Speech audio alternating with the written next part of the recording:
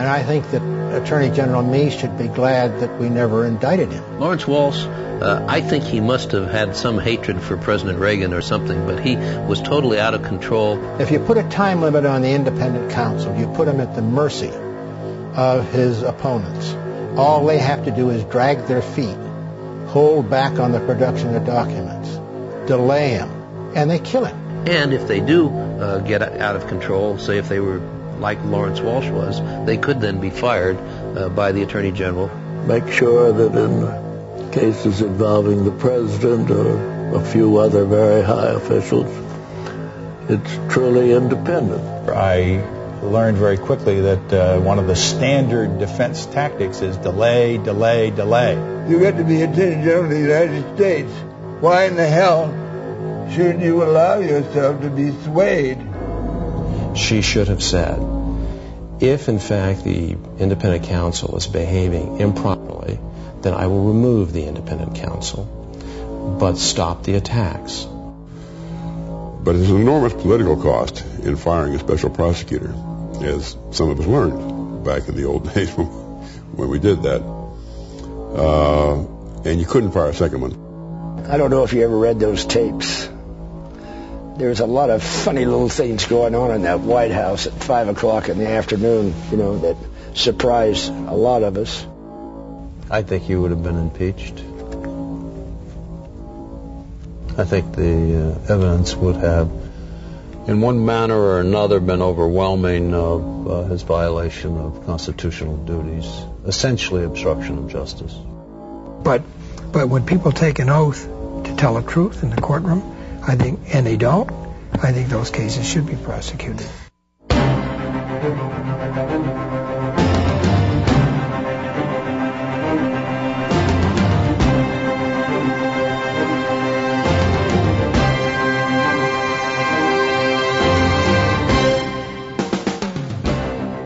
Hello, I'm Leslie Dutton. Today on Full Disclosure program, we're going to bring you the news behind the news in a special forum presentation entitled The Prosecutor and the Presidency.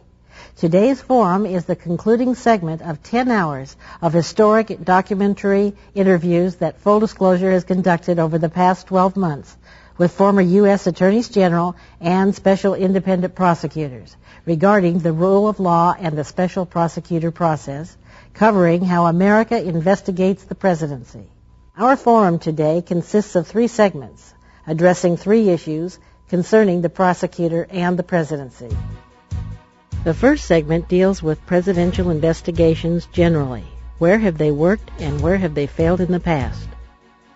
Next, what role has the media and public opinion played in presidential investigations? And thirdly, how do we investigate the presidency in the future? Video clips from our 10-hour interview series with former attorneys general, special prosecutors, and independent counsels will be included during each segment to highlight the topics we will be discussing here today. Judge Walsh, what do you think? Would you have taken the Lewinsky investigation? Suppose during Iran-Contra they had come in with some similarly related, perhaps even personal allegation involving President Reagan. Would you have included that willingly? I don't think so. I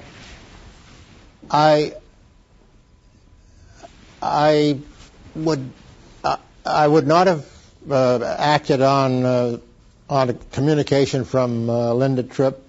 If someone like that came in, I would let it go to the FBI or go to the Department of Justice and let them worry about it. I stayed away from personal problems like that, even though in the course of a long investigation you always run across them. I'd like to respectfully, and I do underscore respectfully, disagree with Judge Walsh. Bob Fisk just outlined what was the underlying reason for this referral, which was an obstruction of justice related to a civil suit. The characterization that this involved personal matters is, I believe, inaccurate. Has the media paid more attention to enhancing attacks on prosecutors if the person being attacked is a Democrat rather than a Republican? Is that so? Well, I think it definitely is. I think we all know that in terms of political affiliation, the media is very much on one side. But I think, more than this, I think the real flaw, to me, is the use by the media of unnamed sources, because that means that the media can be manipulated itself by people making self-serving comments, by making attacks, and if the source is not there, you have no way to know the credibility of that individual. Well, what difference is that situation in any other prosecution, even when it doesn't involve a president? Well, I think it's bad in any case. I think the use of unnamed sources by the media is a perversion of the journalistic art. It seems to me that there's less a partisan bias than there is a bias in favor of a dramatic good story, a conflict. And what we had in the Lewinsky round of the investigation against the president was a story that was awfully simple to understand. Now, as you look back, do you think it was a mistake to take all of that evidence and send the referral to Congress about the possible impeachment of Clinton? No, I don't. I think that I was obligated to do it under the statute, and the statute in that respect was sensible. That is, we should share the information that we've been able to glean, and then let Congress come to its judgment. This was, however, an historic moment in that we now live in the world of the Internet, and did we ever discover it, which I think does really create some tensions with representative democracy. Let me start out by saying that I have an enormous confidence institutionally in the Justice Department, in Washington, and in the United States attorneys throughout the country. And I have every confidence on the merits that they are totally capable of investigating anyone right up to the President of the United States. What if he says, don't investigate me? Well, that's the problem. Well, what I was You're out. Say, then you'd get back to the situation you were in Watergate, where but Watergate worked. Watergate worked for the basic reason that prosecutions were brought and they were viewed as successful. And the problem, I think, that led to the concept of the statute, which I totally agree with, died a very good death, is what do you do in a situation where there's an investigation where there is not a charge brought?